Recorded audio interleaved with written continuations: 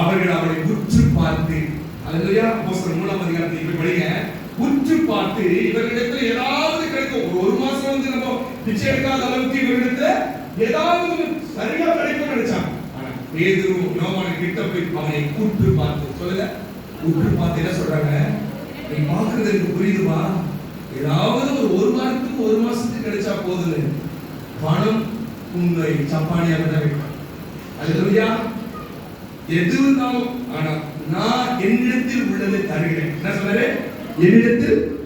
அல்லேலூயா. என்கிட்ட என்ன இல்ல ஒன்றும் இல்லை, வெள்ளியும் இல்லை. அல்லேலூயா. என்னிடத்தில் சொல்றான், ஒன்று வெள்ளியில இவ்வளவு ஜம்மு இருக்கீங்க, ஒன்று வெள்ளியை விட சிறப்பா டைமண்டா இருக்குமா, வைடூரியமா இருக்குமா, ஒரு யோசனை பெருசா போயிடுச்சு.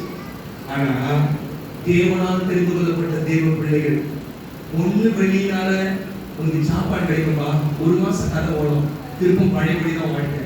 ஆனா நான் சொல்றத மட்டும் நீ நம்பினா உன் லைஃபே மாறிடும், உன் இடமும் மாறிடும்.